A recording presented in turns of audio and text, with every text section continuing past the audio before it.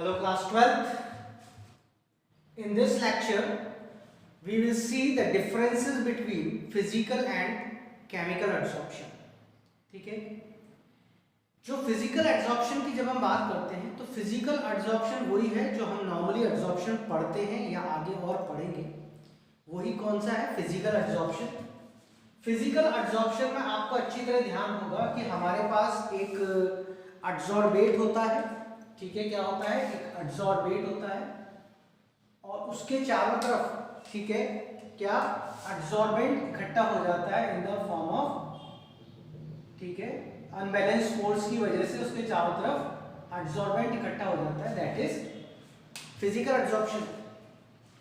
Chemical adsorption में आपको ये ध्यान रखना है कि when we are talking about chemical adsorption, तो केमिकल एड्सॉर्प्शन जो होता है उस केस में क्या है, एक्चुअली केमिकल रिएक्शन होती है between the adsorbate and adsorbent. ठीक है, यहां पर सिर्फ क्या होता है, अनबैलेंस्ड फोर्सेस के अट्रैक्शन की वजह से, अनबैलेंस्ड फोर्सेस के अट्रैक्शन की वजह से क्या होता है, वो उसके चारों तरफ इकट्ठे हो जाते हैं. ठीक है. ऑन द अदर हैंड जब हम केमिकल एड्सॉर्प्शन की बात करते हैं तो केमिकल एड्सॉर्प्शन में एड्सॉर्बेट और एड्सॉर्बेंट के बीच में, ठीक है, वास्तव में केमिकल रिएक्शन होती है, दोनों आपस में रिएक्ट करते हैं. ठीक है, और रिएक्ट करने की वजह से, ठीक है, यहां पर एड्सॉर्बेंट और जो एड्सॉर्बेट आएंगे, ठीक है, वो यहां पर इससे क्या करेंगे, बकायदा बॉन्ड फॉर्मेशन करेंगे. क्या करेंगे, बॉन्ड फॉर्मेशन करेंगे, because there is actually chemical reaction taking place, तो there will be a involvement of bond formation. ठीक है. Now we will start the differences. ठीक है, the forces between molecules of adsorbate and adsorbent are weak van der Waals forces. यहां पर जो forces होते हैं, ठीक है, between the molecules of adsorbent and adsorbent are weak van der Waals forces. मतलब इनके बीच में जो फोर्सेस हैं, एड्सॉर्बेंट और एड्सॉर्बेट के बीच में जो फोर्सेस हैं वो कौन से हैं, वीक वंडरवॉल फोर्सेस. कौन से फोर्सेस हैं, वीक वंडरवॉल फोर्सेस, यानी उनको तोड़ना आसान है. जबकि केमिकल एब्जॉर्प्शन में force is strong chemical force. यहां पर कौन था हमारा, वीक वंडरवॉल फोर्सेस. आपको मालूम है वंडरवॉल फोर्सेस वीक ही होते हैं. ठीक है, ग्रेफाइट के लेयर्स के बीच में वगैरह. ठीक है, यहां पर जो फोर्स है स्ट्रॉन्ग केमिकल फोर्स. ठीक है, equivalent to chemical bond, equal to chemical bond. यहां पर बकायदा मैंने क्या कहा, केमिकल रिएक्शन हो रही है, तो एड्सॉर्बेंट और एड्सॉर्बेट के जो मॉलिक्यूल्स हैं उनके बीच में क्या बनता है, केमिकल बॉन्ड बनता है. क्या बनता है, केमिकल बॉन्ड बनता है. ठीक है, तो यहां पर वीक है, स्ट्रॉन्ग है. वैसे इसका मतलब क्या है कि इसको तोड़ना आसान है, इनको हटाना आसान है, इसको हटाना मुश्किल है. लो एंथैल्पी ऑफ एड्सॉर्प्शन. ठीक है, इनकी जो एंथैल्पी ऑफ एड्सॉर्प्शन होती है वो लो होती है. कितनी, अराउंड 20 से 40 किलोजूल पर मोल, और इनकी हाई होती है अराउंड 80 से 240 किलोजूल पर मोल. एक्चुअली क्या है, सबसे पहले आपको ये समझना पड़ेगा कि जो एड्सॉर्प्शन है, ठीक है, एड्सॉर्प्शन का जो प्रोसेस है वो एक्सोथर्मिक है. एड्सॉर्प्शन का जो प्रोसेस है, ठीक है, वो अपने आप में कैसा है, एक्सोथर्मिक. ठीक है, यानी किसी सरफेस पर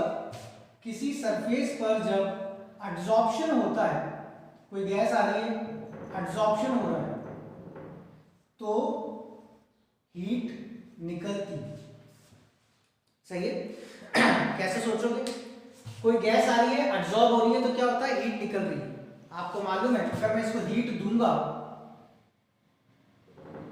तो गैस वापस बाहर निकल जाएगी. डिसॉर्प्शन क्या होता है, डिसॉर्प्शन. ये क्या हो रहा है, एब्सॉर्प्शन, और ये क्या हो रहा है, डिसॉर्प्शन. ठीक है, तो एब्सॉर्प्शन जो प्रोसेस है वो कैसा है, एक्सोथर्मिक है. तो फिजिकल एब्सॉर्प्शन में जो हीट निकलती है वो कितनी है, अराउंड 20 से 40 किलोजूल पर मोल. जबकि केमिकल एब्सॉर्प्शन या केमिकल एब्सॉर्प्शन में ठीक है, जो हीट निकलती है वो कितनी, अराउंड 80 से 240 किलो जूल पर मोल। ठीक है, इतनी हीट इसको वापस दोगे तो डिसॉर्प्शन हो जाएगा, इतनी हीट इसको वापस दोगे तो क्या हो जाएगा, डिसॉर्प्शन। ठीक है, तो एब्जॉर्प्शन अपने आप में एक एक्सोथर्मिक प्रोसेस है। जब कोई गैस एब्जॉर्ब होती है तो हीट निकलती है, इसी तरीके से अगर आप हीट दोगे तो गैस निकलेगी, तो क्या हो जाएगा, डिसॉर्प्शन हो जाएगा। ठीक है, usually occurs at low temperature and decrease with increase in temperature. usually occurs at low temperature, कहां पर होता है, लो टेम्परेचर पे होता है। ठीक है, and decrease with increase in temperature, temperature बढ़ाओगे तो डिक्रीज होगा, सिंपल। अभी हमने पढ़ा ये फिजिकल एब्जॉर्प्शन, अगर आप हीट दोगे, अगर आप हीट दोगे तो टेम्परेचर बढ़ेगा, टेम्परेचर बढ़ेगा तो डिसॉर्प्शन शुरू हो जाएगा ना। इसीलिए हम क्या कह रहे हैं, decrease with increase in temperature, कि अगर आप टेम्परेचर बढ़ाओगे, अगर आप टेम्परेचर बढ़ाओगे तो एब्जॉर्प्शन कम हो जाएगा, हो रहा है ना। अगर आप हीट दे रहे हैं, ठीक है, इस केस में जैसे यहाँ पर आप हीट दे रहे हैं, तो हीट देने से टेम्परेचर बढ़ेगा तो डिसॉर्प्शन शुरू हो जाएगा, गैस बाहर निकलने लग जाएगी, उल्टा हो जाएगा। तो इसलिए यहाँ पर क्या होता है, usually occurs at low temperature and decrease with increase in temperature. Chemical absorption उल्टा, occurs at high temperature and increase with increase in temperature. Common sense, जब केमिकल एब्जॉर्प्शन हो रहा है, केमिजॉर्प्शन हो रहा है, तो क्या हो रहा है, केमिकल रिएक्शन हो रही है। और केमिकल रिएक्शन होने के लिए क्या चाहिए, breaking of bonds, making of new bonds. ठीक है, तो वहां पर आपको क्या करना पड़ेगा, you have to supply the heat, you have to increase the temperature for the reaction to take place. इसलिए यहां पर एक occurs at high temperature and increase with increase in temperature. Reversible in nature, क्यों, absorption हुआ, आपने गर्म किया, desorption हो गया, रिवर्सिबल। जबकि ये नॉर्मली कैसे होते हैं, irreversible, because they have form the bond. क्या बना लिया उन्होंने, बॉन्ड। तो ये यूजुअली कैसे होते हैं, इरिवर्सिबल होते हैं। It is not specific in nature, ठीक है, not specific in nature, all gases are absorbed to some extent. ठीक है, फिजिकल एब्जॉर्प्शन स्पेसिफिक नहीं होता। आपने क्या लिया, कोई पैलेडियम ले लिया, निकल ले लिया, अब एक बार उसमें आपने उस कंटेनर में हाइड्रोजन डाल दी, वो हाइड्रोजन को एब्जॉर्ब करने लग जाएगा। ऑक्सीजन डाल दी, उसने ऑक्सीजन को एब्जॉर्ब कर लिया। कार्बन डाइऑक्साइड डाल दी, कार्बन डाइऑक्साइड को एब्जॉर्ब कर लिया। क्यों, क्योंकि वहां पर स्पेसिफिक होने की जरूरत कहाँ है। आपको मालूम है कि जो आपने मेटल का या पैलेडियम का, चारकोल का जो पीस डाला है किसी का भी, उसमें सरफेस पर क्या है, अनबैलेंस फोर्सेस है, और वो तो उन अनबैलेंस फोर्सेस को इक्वलाइज करने के लिए, बैलेंस करने के लिए क्या कर रहा है, एड्सॉर्बेट को अपनी तरफ अट्रैक्ट कर रहा है। अब इससे क्या फर्क पड़ेगा कि वो हाइड्रोजन को अट्रैक्ट कर रहा है, कि ऑक्सीजन को कर रहा है, कि अमोनिया को कर रहा है, कि कार्बन मोनोऑक्साइड को कर रहा है, किसी को भी कर सकता है। तो वो क्या करेगा, कोई स्पेसिफिक नहीं है फिजिकल एब्जॉर्प्शन, वो तो कोई भी अपने आसपास जो भी कुछ गैसेस कोई भी होगा उसको वो अपनी ओर क्या करेगा, अट्रैक्ट करेगा, जिससे कि उसकी फोर्सेस जो है वो बैलेंस हो जाए। इससे क्या फर्क पड़ता है कि सामने से कौन आ रहा है, कि इसे हाइड्रोजन और ऑक्सीजन और कार्बन मोनोऑक्साइड या कार्बन डाइऑक्साइड कुछ भी हो, ठीक है, तो वो तो अपने फोर्सेस को बैलेंस करने के लिए उनको अट्रैक्ट करेगा। बट इसकी बात अगर हम करेंगे तो ये हाईली स्पेसिफिक, बहुत सिंपल सी बात है। आपने बोला कि यहाँ केमिकल बॉन्ड बनेगा, अगर केमिकल बॉन्ड बनेगा तो ऑब्वियस बात है केमिकल रिएक्शन होगी। अगर केमिकल बॉन्ड बनेगा तो केमिकल रिएक्शन होगी। क्या केमिकल रिएक्शन हर किसी के बीच में हो सकती है? Not possible. तो यहां पर वो ही केमिकल एब्जॉर्प्शन उसी का होगा जहां पर एब्जॉर्बेट और अब्जॉर्बेंट आपस में क्या बना सकते हो, रिएक्ट करके बॉन्ड बना सकते हो। यहां पर हाईली स्पेसिफिक क्यों है, ठीक है, जहां पर कौन कर सकता है, जो आपस में बॉन्ड फॉर्मेशन कर सकते हैं, जो आपस में क्या कर सकते हैं, बॉन्ड फॉर्मेशन। अगर उनके बीच में बॉन्ड फॉर्मेशन पॉसिबल नहीं है तो फिजिकल एब्जॉर्प्शन हो जाएगा, लेकिन केमिकल एब्जॉर्प्शन नहीं होगा। केमिकल एब्जॉर्प्शन तो जब भी होगा जब वो दोनों आपस में रिएक्ट करके क्या कर ले, बॉन्ड बना ले। क्या बना ले, बॉन्ड बना ले। तो दीज आर फर्स्ट 5 पॉइंट्स कौन से हमारे, इनके अंदर जो फोर्सेस होते हैं एब्जॉर्बेट और एब्जॉर्बेंट के बीच में, वो वीक फोर्सेस वन डर वॉल होते हैं, जबकि इसमें इक्विवेलेंट टू केमिकल बॉन्ड होते हैं। इनकी एंथैल्पी ऑफ एब्जॉर्प्शन लो है, 20 to 40, इनकी हाई है 80 to 40 किलोजूल पर मोल। ये लो टेम्परेचर पे होते हैं और टेम्परेचर बढ़ने पर एब्जॉर्प्शन कम होता है, या हाई टेम्परेचर होते हैं और हाई टेम्परेचर पे होते हैं, और हाई टेम्परेचर बढ़ने पर एब्जॉर्प्शन बढ़ता है, केमिकल एब्जॉर्प्शन। ये रिवर्सिबल होते हैं, ये इरिवर्सिबल, ये स्पेसिफिक नहीं होते, जबकि ये हाईली स्पेसिफिक होते हैं।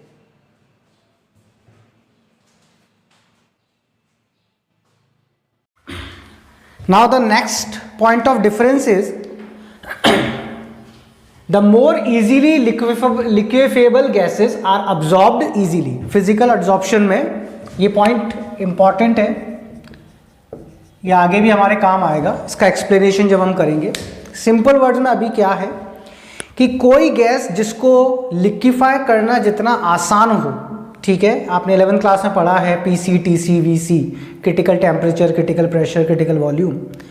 तो जिस गैस को लिक्विफाई करना आसान हो, क्रिटिकल टेम्परेचर से जब तक टेम्परेचर उसके बराबर या नीचे नहीं आता गैस लिक्विफाई नहीं होती। तो किसी गैस को जितना लिक्विफाई करना आसान होगा उसका एब्जॉर्प्शन भी ज़्यादा होगा। और इजीली लिक्विफेबल गैसेस कौन होती है? जिनका क्रिटिकल टेम्परेचर ज़्यादा होता है।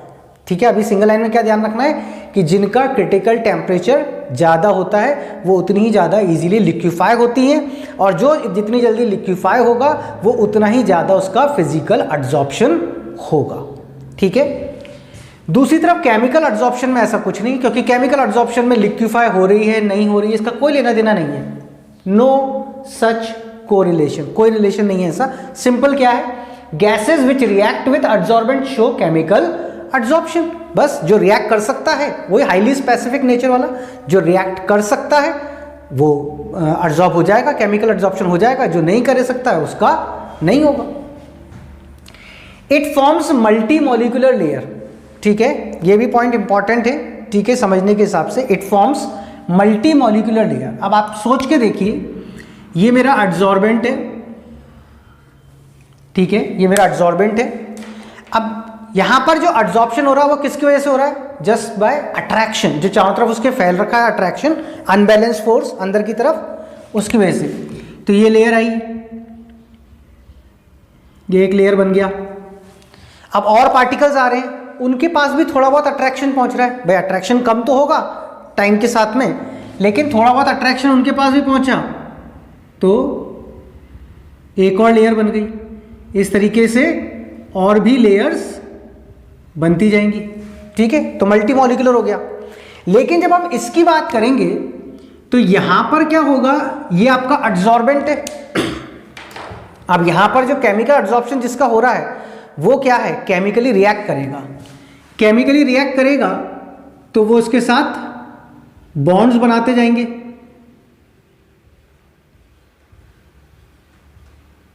बॉन्ड्स बनते गए, ये एक यूनिमॉलिक्यूलर लेयर हो गई।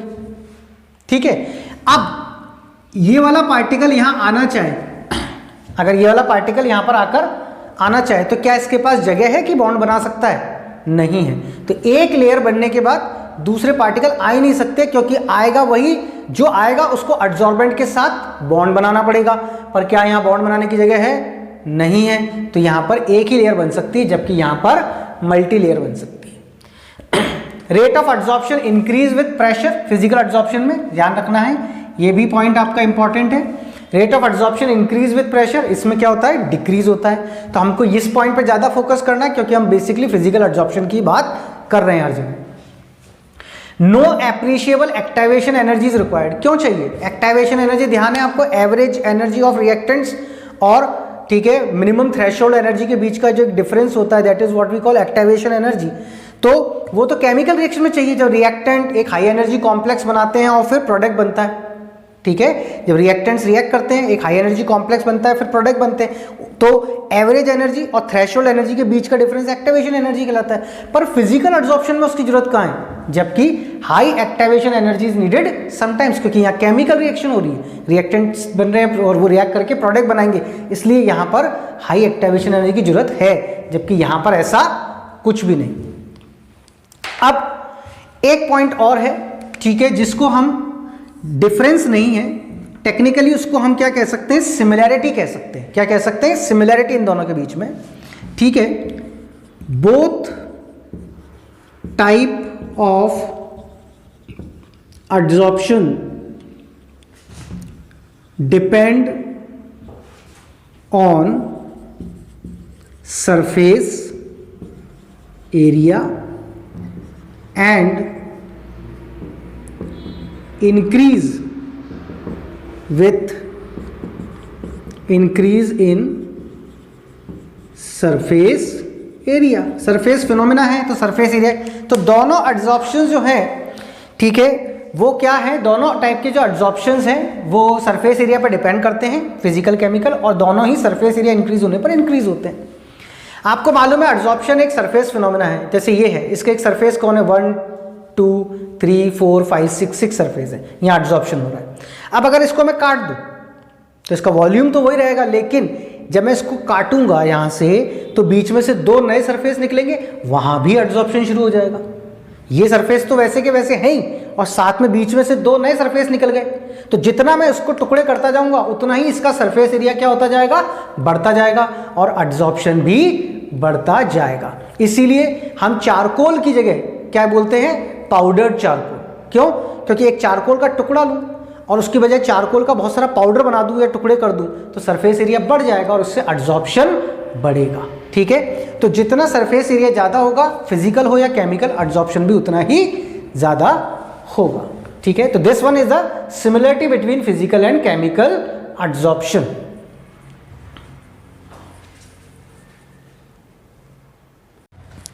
Now our topic is Gibbs energy change, ठीक है, during adsorption, and that is mainly physical adsorption. उस समय गिब्स एनर्जी चेंज क्या होता है? गिब्स एनर्जी चेंज आपको मालूम है, it is a thermodynamic function है, स्टेट फंक्शन है। ठीक है, स्टडीड इन थर्मोडायनेमिक्स क्लास 11। हमारे को पता है फॉर एनी प्रोसेस, ठीक है, for any process to be spontaneous, ठीक है, किसी प्रोसेस के स्पॉन्टेनियस होना, अपने आप होने के लिए डेल्टा जी हमेशा कैसा होना चाहिए आपका, नेगेटिव। ठीक है, डेल्टा जी आपका कैसा होना चाहिए, नेगेटिव। अगर आपका डेल्टा जी नेगेटिव है तो वो प्रोसेस कैसा होगा, स्पॉन्टेनियस होगा। Now as we are discussing about adsorption, तो अब हम कुछ बातें देखते हैं उसमें क्या हो रहा है। पहला, सपोज कीजिए किसी सरफेस पर एड्जॉर्प्शन हो रहा है, ठीक है, कोई गैस है, ठीक है, जो इसके चारों तरफ फैली हुई है,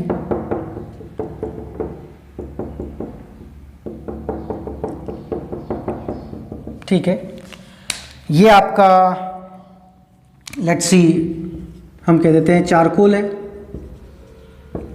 ठीक है। अब ये गैस यहां पर एड्जॉर्ब हो रही है, इस सरफेस पर एड्जॉर्ब हो रही है, ठीक है। तो एड्जॉर्ब होगी तो धीरे धीरे इस गैस की कंसंट्रेशन यहां पर सरफेस पर इंक्रीज होने लगेगी, ठीक है। आपको मालूम है कि जब यहां पर एड्जॉर्प्शन हो रहा है, जब यहां पर एड्जॉर्प्शन हो रहा है, ठीक है,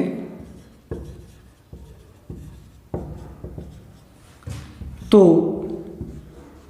हीट निकलेगी, ठीक है। यू नो वेरी वेल कि ये जो प्रोसेस है वो कैसा है, एक्सोथर्मिक। इसका मतलब जो डेल्टा एच होगा वो कैसा होगा, नेगेटिव होगा, ठीक है। यानी फिजिकल एड्जॉर्प्शन में आपका जो डेल्टा एच होगा वो नेगेटिव होगा क्योंकि द प्रोसेस इज एक्सोथर्मिक। ये टर्म भी मिल गया हमारे को। दूसरी बात अगर हम यहां देखें तो यहां पर, ठीक है, जो एंट्रोपी होगी, ठीक है, आपको मालूम है कि जो चीज़ जितनी मैस्ड अप होती है, ठीक है, उसका उतना ही एंट्रोपी ज़्यादा होता है। तो यहाँ आप देखेंगे कि गैस के पार्टिकल्स का मूवमेंट ज़्यादा है, फ्री है वो, बिल्कुल they are free to move in the air, तो वो क्या, उनका मूवमेंट बहुत ज़्यादा है। तो यहाँ पर क्या होगा, आपका एंट्रोपी का जो लेवल होगा वो कैसा होगा, हाई, ठीक है, इसको मैं S1 कह देता हूँ। और यहाँ पर अब ये तो एड्जॉर्ब हो गए, सरफेस पे चिपक गए, तो क्या इनके अंदर मूवमेंट बढ़ा या कम हुआ, कम हो गया। पहले ये फ्री टू मूव थे, अब ये सरफेस पर चिपक गए हैं, तो यहाँ पर एंट्रोपी जो होगा वो कैसा होगा, लो। तो डेल्टा एस इजिकल्स टू क्या होता है, S2 माइनस S1। ये लो है और ये हाई है, तो डेल्टा एस की वैल्यू भी कैसी आएगी, नेगेटिव, क्योंकि ठीक है जो मूवमेंट है वो कम हुआ है, कर्टेल हुआ है। ठीक है, तो तीन चीजें हमें पता पड़ गई कि डेल्टा जी नेगेटिव होना चाहिए, डेल्टा एच नेगेटिव है और डेल्टा एस भी नेगेटिव है। नाउ डेल्टा जी की वैल्यू निकालने के लिए हमारे पास जो इक्वेशन होती है आपको मालूम है वो कौन सी है, गिब्स हेल्महोल्ट्ज इक्वेशन। कौन सी है, that is Gibbs Helmholtz equation. वो क्या है, delta G is equals to delta H minus T delta S. Now as we know कि डेल्टा जी डेल्टा एच कैसा है, नेगेटिव माइनस टी, और डेल्टा एस भी कैसा है, negative. Delta G minus delta H plus T delta S, ये बना। ये बनते ही यहां पर ठीक है आपको पता है दो तरह की कंडीशंस डेवलप हो गई। ठीक है, दो तरह की कंडीशंस डेवलप हो गई। इफ डेल्टा एच की वैल्यू टी डेल्टा एस से ज्यादा है और इफ डेल्टा एच की वैल्यू टी डेल्टा एस से कम है, यही दो इक्वेशंस बनेंगी। तो डेल्टा एच की वैल्यू अगर टी डेल्टा एस से ज्यादा है तो डेल्टा जी क्या होगा, नेगेटिव आ जाएगा, क्योंकि माइनस वाली वैल्यू ज्यादा है तो आंसर किस में आएगा, माइनस में। हमको भी यही चाहिए था, तो प्रोसेस कैसा हो जाएगा, स्पॉन्टेनियस। और अगर ये कंडीशन है तो डेल्टा जी पॉजिटिव आ जाएगा, प्रोसेस कैसा हो जाएगा, नॉन स्पॉन्टेनियस। और हमेशा ध्यान रखिए कि अगर मान लीजिए ये वाली कंडीशन है तो अगर इस डायरेक्शन में डेल्टा जी पॉजिटिव है और प्रोसेस नॉन स्पॉन्टेनियस है तो उल्टे डायरेक्शन में डेल्टा जी क्या होगा, नेगेटिव होगा, और प्रोसेस वही प्रोसेस क्या हो जाएगा, स्पॉन्टेनियस हो जाएगा।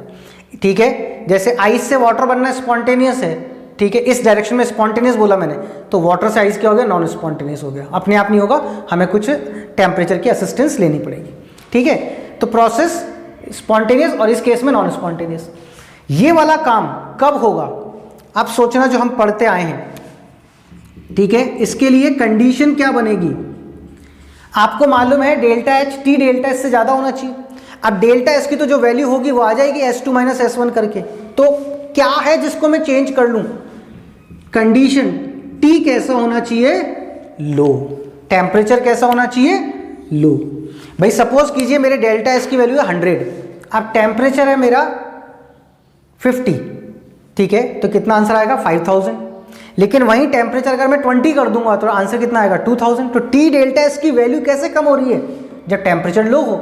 और आपको मालूम है, ठीक है, कॉन्सेप्ट यहां पर एंड करेंगे, टेम्परेचर कैसा होना चाहिए, लो, और आपको मालूम है, ठीक है, टेम्परेचर लो होगा तो टी डेल्टा एस की वैल्यू लो होगी, तो डेल्टा एच की वैल्यू से वो कम हो जाएगा और डेल्टा जी नेगेटिव हो जाएगा, प्रोसेस स्पॉन्टेनियस हो जाएगा।